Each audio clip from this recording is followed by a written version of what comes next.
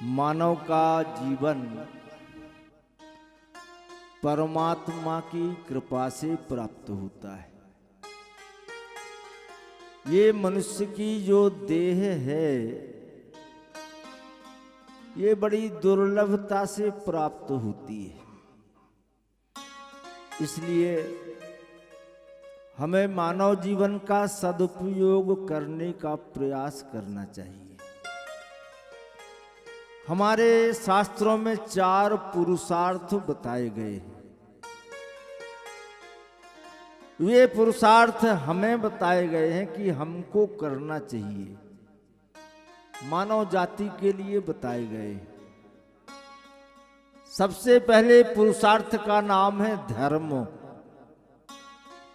दूसरे पुरुषार्थ का नाम है अर्थ। तीसरे पुरुषार्थ का नाम है काम। और चौथे पुरुषार्थ का नाम है मोक्ष। धर्मार्थ काम मोक्षाणाम एतानि चत्वारि पुरुषार्था अस्ति। ये मनुष्य के जीवन के लिए 4 पुरुषार्थ हैं। इन चारों को बराबर बराबर करते जाओ। धर्म भी करते जाओ, अर्थ भी कमाते जाओ, काम वासनाओं में भी थोड़ा सा समय दो। अपने आप मोक्ष का साधन बन जाएगा। मोक्ष की गति अपने आप बिना किसी साधन के प्राप्त हो जाएगी। ये हमारे धर्म शास्त्र कहते हैं। मनुष्य का जीवन तो बड़ा विचित्र जीवन है। जो कल तक राजा था, पता चला आज फकीर हो गया है। जो फकीर था कल तक, पता चला वो राजा बन गया है। जो रोगी था वो स्वस्थ हो गया है, और जो स्वस्थ था वो रोगी हो गया है।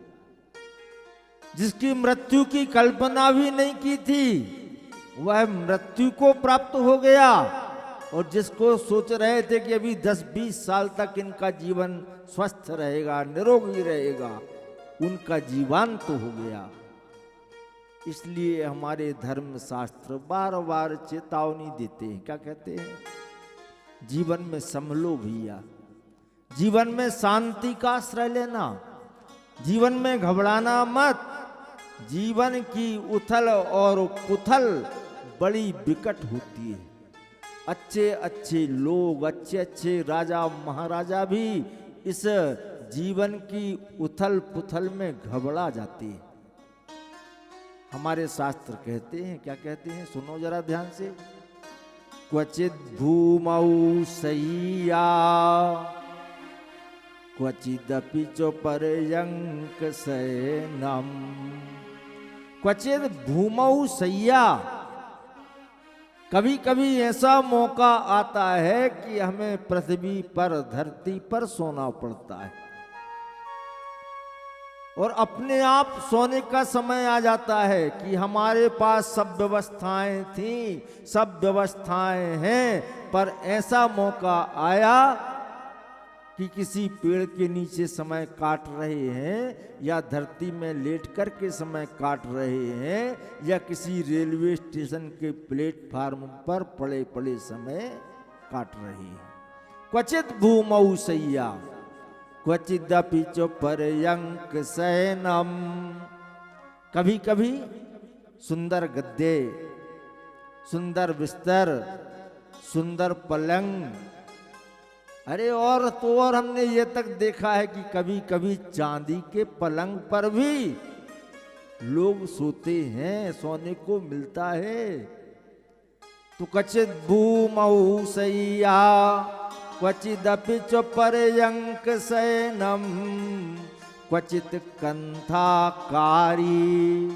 कभी कभी मैले कुचैले गंदे वस्त्र पहनने का भी समय आ जाता है। अब आप कहेंगे पंडित जी ये तो नहीं आ सकता, हम तो घर में रहते हैं। अरे भैया कहीं मेले में जाओ, कहो आपका कोई बैग ही उठा के ले जाए, कपड़ों के लिए मोहताज हो जाओ, फिर कोई एक गमछा देगा कि भैया ये लपेट लो जरा, तुम्हारा काम चल जाए। तो क्वचित कंथाकारी क्वचिदपि च दिव्यांबर धरऊ, कभी कभी सुंदर वस्त्र पहनने के भी अवसर आते हैं। फिर क्वचित शाकाहारी क्वचित शाल्योदन रुचि, कभी कभी साग पत्ती भाजी फल इत्यादि खा करके भी हमें अपनी क्षुधा अपनी भूख मिटाना पड़ती है कि आज का दिन तो निकल जाए हमारा, कल अच्छा समय आ जाएगा। क्वचित शाकाहारी क्वचिदपि च शाल्योदन रुचि, कभी खीर मेवा पकवान पराठे पूड़ी सब खाने का अवसर मिलता है। तो हमारे धर्म शास्त्र का चिंतन ये है कि हे मेरे प्यारे भाइयों, यदि आपने मनुष्य का शरीर प्राप्त किया है तो इस मनुष्य के शरीर में ये आपत्तियां, ये विपत्तियां, ये सुख के समय तो आते ही रहते हैं। कहने लगे फिर करना क्या चाहिए? कहने लगे करना ये चाहिए जो अगली पंक्ति कह रही है, क्या? मनस्वी कार्यार्थी न गणयति दुखम न च सुखम। जो कार्यार्थी मनुष्य होते हैं, जो अपने उद्देश्य अपने लक्ष्य के ऊपर आगे चलना चाहते हैं, जो जीवन में यश कीर्ति वैभव सुख शांति सब चाहते हैं और उसके बाद आनंद परमानंद और ब्रह्मानंद भी चाहते हैं, वे लोग इन आपत्तियों विपत्तियों से घबराते नहीं हैं और क्रमशः आगे बढ़ते चलते जाते हैं।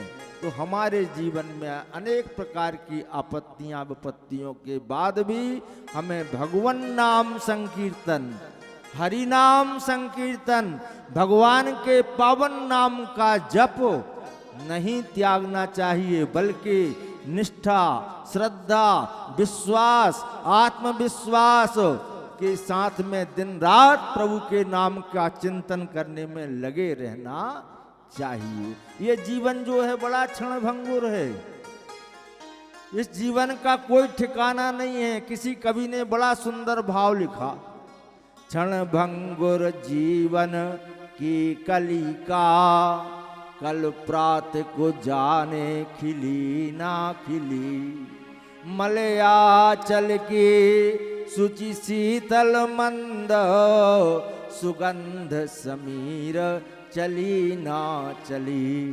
कलिकाल कुठार लिए फिरता, तन नरम से चोट झिली ना झिली, भजले हरि नाम हरि रसना, कल प्रात को जाने डुली ना डुली। इस जिह्वा का कोई ठिकाना नहीं है, आज हिल रही है, आज बोल रही है, कल प्रातः काल होते होते क्या होने वाला है इसका कोई ठिकाना नहीं है। इसलिए यदि आप संसार में आए हो तो अपने हाथ से नित्य दान करते चलो, पुण्य करते चलो, परोपकार करते चलो, दूसरों का भला करते चलो। आप जितना भला करेंगे आपका भला उससे बहुत ज़्यादा परमात्मा स्वयं करते चले जाएंगे।